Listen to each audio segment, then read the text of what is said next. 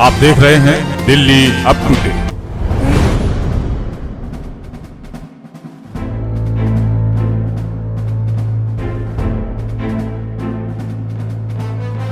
पहले तो उसके सीने पे ही मारा, एक नेक के पीछे यहाँ लगा हुआ, उसमें कोई गांठ सी बन गई। उसके बाद फिर पीठ पे लेफ्ट साइड में ऐसा मारा कि सीधा दिल पे लगी चाकू।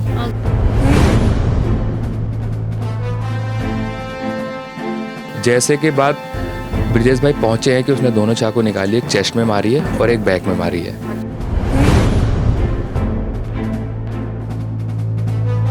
अगर इंसाफ नहीं मिलेगा ना तो सब पे से भरोसा उठ जाएगा। वैसे भी कानून पे ना किसी का कोई भरोसा नहीं है।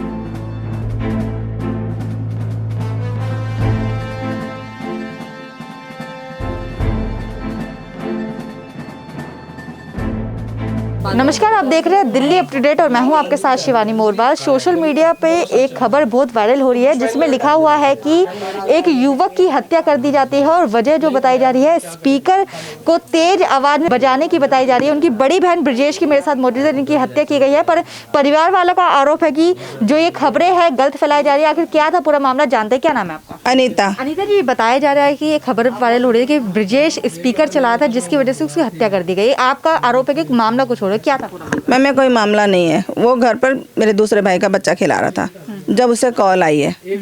फोन आने पर वो गया है तो दो और लोग लड़ रहे थे, उन्हें बीच बचाव करके वो छुड़ाया। अब छुड़ाने के बाद जिसने उसे चाकू मारा वो खुद एक सजा याफ्ता मुजरिम था। थोड़ी देर पहले तो वो लड़ाई खत्म करके चला गया था, उसको लगा वो समझ गया। अब उसके कुछ ही देर बाद पीछे से वार कई चाकुओं का। कितने चाकू उस पे मारे गए आप बताओ? हम देख नहीं पाए। आप बताइए कितने उसको बता रहे, क्योंकि एक बताया कि एक खबर है कि उसके सीने पे चाकू मारा। पहले तो उसके सीने पे ही मारा, राइट साइड में मारा। जैसे डॉक्टर हमें बता रहे हैं, हमने उनकी डेड बॉडी में नहीं देखा कहीं भी, तो राइट साइड में मारा। जब वो नीचे को झुका ना तो एक नेक के पीछे यहाँ लगा हुआ, उसमें कोई गांठ सी बन गई। उसका ब्लीडिंग भी नहीं हुई मेरे भाई को। उसके बाद फिर पीठ पे लेफ्ट साइड में ऐसा मारा कि सीधा दिल पे लगी चाकू, आगे आके फिर लेफ्ट साइड से पूरा दिल में छिद गया बिल्कुल मेरा भाई। उसके बाद वो वहाँ गिर गया। अब गिरा तो किसी ने नहीं उठाया, जब तक हमें कोई आके पड़ोसी बताया तो मेरी भाभी है ये और मेरा उसका बड़ा वाला भाई, मेरा भाई, वो दोनों जाके जैसे तैसे, मेरी बहन भी जाके सबसे हेल्प की गुहार लगाया, किसी ने मदद नहीं करी। फिर एक कोई जा रहा था गाड़ी लेके पॉकेट से ही, उन्होंने गाड़ी रोका, उसको मस्जिदिया पहुंचाया, मगर मस्जिदिया में भी डॉक्टर ने बोल दिया नहीं बचे। दो गुटों के बीच लड़ाई हुई थी, जोसिम और एक दोस्त के बीच में लड़ाई हुई थी। वो दो मेरे भाइयों के बहुत अच्छे फ्रेंड थे, जोसिम और शिवम। वो उनकी पहले से लड़ाई हुई होगी, लेकिन मेरे भाई ने से बीच बचाव किया। अब जो बीच बचाव किया उसने शांत कर दिया। शांत करके उस क्रिमिनल के बड़े भाई को बोला अपने भाई को समझा ले, सन्नी को बोला समझा ले। अपने छोटे बड़े भाई का नाम मुझे ऐसे कंफर्म नहीं पता, दो नाम है सूरज और सन्नी।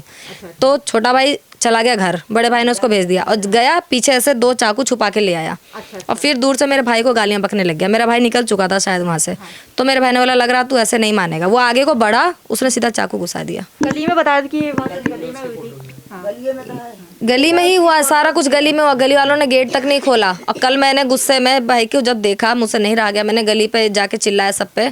तो कुछ लोग कह रहे हैं हमें नहीं पता, हमारा तो नींद था। कुछ कह रहे हैं हमने देखा रोड पे से लाके, डेड बॉडी रोड से लाके यहाँ लेटा दी। मैं कहा जब आपने देखा नहीं तो ये कैसे देख ले डेड बॉडी रोड पे। एक बात बताइए कि एक पहले जो खबर वायरल हुई है वो ही है कि जो आपने अभी गलत बताया है कि स्पीकर पे विवाद हुआ था, और दूसरी ये है कि दो आरोपी पकड़े गए, पर आपका कहना है कि अभी तक आरोपी नहीं। आरोपी को कल हमने सुना कि देखा गया सीसीटीवी में, कहाँ क्या कैसे पकड़े गए होते तो पुलिस ने हमें अब तक, कल से लेके परसों से लेके अब तक हमसे क्यों नहीं बात की। और जितने भी मीडिया वाले कल से 5-6 जो भी आए हुए हैं, उन्होंने ये न्यूज़ क्यों गलत छापी, मुझे उनसे सवाल करना है। तो कोई बात हुई ही नहीं मीडिया में, किसी से हमारी कोई स्पीकर के लिए तो कोई बात ही नहीं हुई। यहाँ तक कि एसओ ने अपना बिना साइन का लेटर दे दिया था, जिसके लिए हमारी भाई की डेथ बॉडी भी हमें शाम को जाके मिली। एक खबर ही वायरल हो रही कि स्पीकर पे पीछे विवाद। स्पीकर मेरे भाई के पास नहीं था, अगर जोसिम के शिवम के पास था भी तो वो लोग रोड पे बजा रहे होंगे, मैं इस बात की नहीं कह सकती। और वो ब्लूटूथ छोटा सा स्पीकर होता है जो खुद सुनते हैं लोग गाना, वही था। और वो स्पीकर उन दो लड़कों ने तोड़ चुके थे छीन करके। तो मेरे भाई का उसमें कोई लेना देना नहीं। उन्होंने सबसे पहले आके मेरे भाई पे वार किया। उसको छोड़ा क्यों गया 3 सालों में? किसने छोड़ाया उसे? ये उसका पहला मर्डर नहीं है, ये सेकंड मर्डर है। पहले भी, इससे पहले भी उसने किसी वकील स्नेचिंग के मामले में अभी वकील के एक नौकर को मार डाला था, उसमें उसको बेल हो गई, आराम से बेल हो गई। अगला मर्डर का उसको लाइसेंस मिल गया, उसके मन में उस दिन से चाकू ले लेके घूम रहा था कि आज किसी ने मुझे परेशान किया, वो मुझे किसी और ने बताया, तो आज मैं उसको वो उसका हो गया। मैम देखो, आपने बताया कि पुलिस प्रशासन मेरा पे भाई बहुत नहीं helpful था, है, उसने जब भी इंसाफ की गुहार तो लगातार बनाना कोई मतलब गुहार लगा सकते हैं हम, बस कुछ कर नहीं सकते। अगर इंसाफ नहीं मिलेगा ना तो सब पे से भरोसा उठ जाएगा। वैसे भी कानून पे ना किसी का कोई भरोसा नहीं है, जरा सा भी नहीं। अगर होता ना तो क्रिमिनल चाकू लेके ऐसे नहीं घूमते। चाकू हमारे घर में भी है। किसी से पूछ के देखे, बहुत बहुत बड़ा वेल विशर था, सबकी मदद करता था। उस दिन वो मदद करने ही गया था, अपने दोस्त की आवाज आई तो उसको नहीं पता कि पीछे क्या हो रहा है। उसके बाद मेरे भाई के साथ क्या होगा, वो ब्रजेश को चाकू से गोदा जा रहा था। उस टाइम जो एक व्यक्ति जो वहाँ पे मौजूद थे, शिवम, वो मेरे साथ मौजूद है, इनसे बात करते हैं। शिवम, बताया जा रहा था कि आपकी जोसिम की छोटी सी बात को लेकर स्पीकर पे बहस हो रही थी। स्पीकर नहीं था मैम, छोटा सा ब्लूटूथ था वो। कोई बहुत बड़ा स्पीकर नहीं था कि हम स्पीकर को ले करके कोई उसमें बिजली वगैरह चार्जर्स तो होता, वैसा होता नहीं कि अटैप्ट करके हम रोड पे बजाएंगे। एक छोटा सा स्पीकर था। ब्रजेश आप सुलझाने आया था मामला? ऐसा हुआ था कि हम लोग रोड पे खड़े थे, चार्जर लेने के लिए भाई घर पे आए, ठीक है। उन्होंने बोला कि मैं 2 मिनट में चार्जर लेके आ रहा हूँ, आप दोनों यहीं वेट करो। तो मैंने बोला ठीक है, मैं वेट कर रहा हूँ भाई, आप चार्जर लेकर के आ जाओ। तो वो ब्लूटूथ जो था उसमें नॉर्मल एक गाना चल रहा था। तो एक पड़ोस में भाई रहते हैं, रज्जू नाम उनका, वो आए रोड पे, तो हम लोग उनसे हंसी मजाक कर रहे थे। तो वो सामने जो लड़का खड़ा था उसने बोला कि इसको बंद कर दे नहीं तो मैं तोड़ दूंगा। वो सूरज नाम था जिसने चाकू मारी है।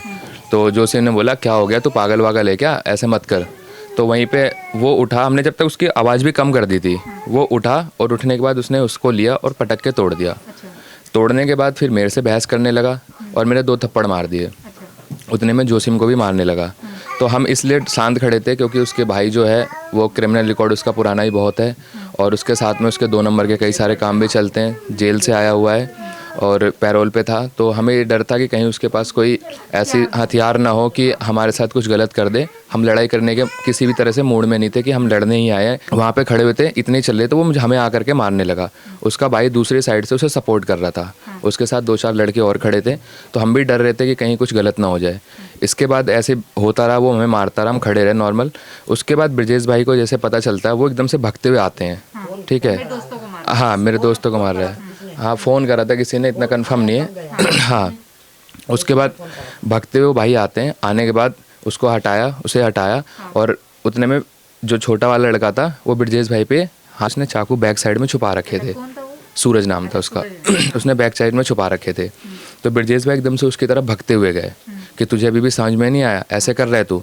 जैसे वो भगते हुए गए, उसके पीछे जोसिम, फिर सनी, फिर मैं, तीनों भगते हुए जा रहे हैं साथ में ही, क्योंकि पतली गली थी तो बराबर से नहीं जा सकते। भगते हुए एकदम से पहुँचे।